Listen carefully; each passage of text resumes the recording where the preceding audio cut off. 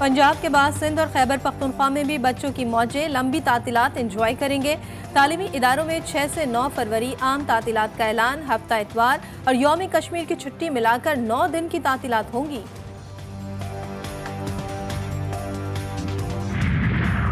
आम इंतखाबात 8 फरवरी को ही होंगे। इलेक्शन कमीशन के अहम इजलास के बाद अहम फैसला सामने आ गया।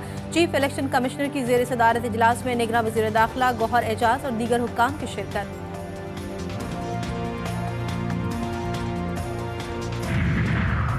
और फ़लस्तीन में इसराइली दरिंदे बेकाबू, शोहदा की तादाद 27,000 से बढ़ गई। इसराइली फ़ौज की सरपरस्ती में इसराइली आबादकारों का मस्जिद अक़सा पर धावा। गज़ा की सूरत हाल ने फ़लस्तीनियों को क़हत के करीब पहुँचा दिया।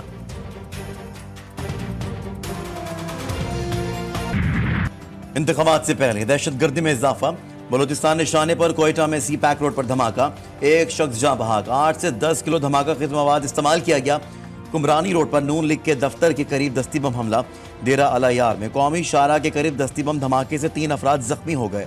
मेरे रगों में बलोच का खून दौड़ता है। वो जानते हैं कि मैं जो लापता अफराद है उसका मसला भी का हल भी मैं ही निकाल सकता हूँ। बिलावल का बलोच अवाम को पैगाम। निगरां हुकूमत ने मुजाहिरीन के साथ गैर जमहूरी रवैया अपनाया। पीपल्स पार्टी को दहशतगर्दों का सामना है, ये सर कट सकता है, झुक नहीं सकता।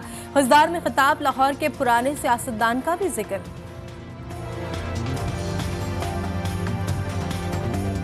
लाहौर का एक बहुत ही पुराना सियासतदान है, वो कहता है कि मैंने 2013 में पाकिस्तान का लोड शेडिंग का मसला खत्म कर दिया।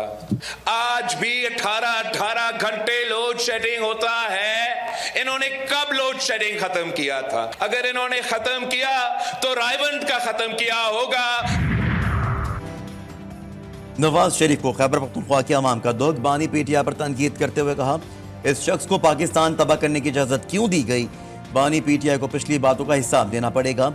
मरियम नवाज बोली, लोग कहते थे नवाज शरीफ की सियासत खत्म हो गई, आज ऐसे लोग तारीख के कूड़ेदान में पड़े हैं।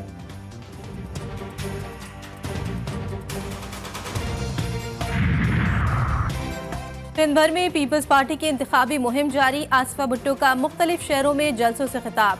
बिलावल और वो अवाम की आवाज बनेंगे। तनख्वाहें डबल, मुफ्त इलाज और अद्वियात देने के वादे। 30 लाख घर बनाने, कच्ची आबादियों को रेगुलराइज करने का आज़म। 8 फरवरी को इंतखाबी दंगल, तैयारियां आखिरी मराहिल में दाखिल। इलेक्शन कमीशन का 8 फरवरी को आम तातील का ऐलान। खैबर पख्तूनख्वा में हसास और इंतहाई हसास पोलिंग स्टेशन पर कैमरे लगाने का फैसला। बैलेट पेपर्स की तरसील का प्लान भी बना लिया। पंजाब के 90 और सिंध के 70% बैलेट पेपर्स की छपाई मुकम्मल। हेलीकॉप्टर और C-130 के जरिए भिजवाए जाएंगे।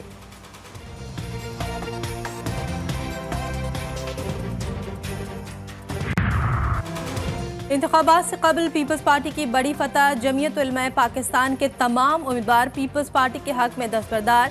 शर्जील मेमन कहते हैं, सिंध में पीपल्स पार्टी का कोई मुकाबला नहीं। इस मुल्क के तमाम मसाइल का वाहिद हल इलेक्शन में है। इलेक्शन मुलतवी करने की सिर्फ अफवाहें हैं। पीपल्स पार्टी में कोई धड़ाबंदी नहीं, सब एक छतरी के नीचे हैं।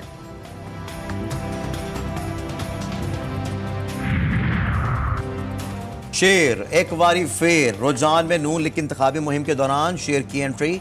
शहरियों की बड़ी तादाद देखने जमा हो गई। कारकुनान के नारे। सरदार रियाज महमूद मजारी और सरदार दोस्त मोहम्मद मजारी के इलेक्शन कैंपेन में तेजी। साइफर के जरिए दीगर ममालिक से राब्ते के सिस्टम की सालिमत पर समझौता किया गया। साइफर से दीगर ममालिक के साथ ताल्लुकात पर असर पड़ा, जिससे दुश्मनों को फायदा हुआ। खुसूसी अदालत ने साइफर केस का तफसीली फैसला जारी कर दिया। फैसले में कहा गया कि दोनों मुजरमों ने बतौर वजीर आजम और वजीर खारजा हल्फ की खिलाफ वर्जी की। दोनों ने खुद साख्ता परेशानियां बनाई, हमदर्दियां लेने के लिए बेयार और मददगार बनने की कोशिश की। फेयर ट्रायल का हक चालाक मुल्जिम के लिए नहीं। साइफर केस और तोशाखाना नैब रेफरेंस की तफसीली फैसले का हुसूल। बानी पीटीआई के इस्लामाबाद हाई कोर्ट से रुजू। 2 अलग अलग दरख्वास्तें दायर कर दी गईं। मौक़िफ़ अपनाया। साइफर केस और तोशाखाना नैब रेफरेंस का ट्रायल कानूनी तकाज़ों के बरखिलाफ चलाया गया। मुल्ज़िमान के वकला को इस्तिग़ासे के गवाहान पर जिरा नहीं करने दी गई। फैसले की कॉपी फराहम करने का हुक्म दिया जाए। दरख्वास्त में इस्तदा।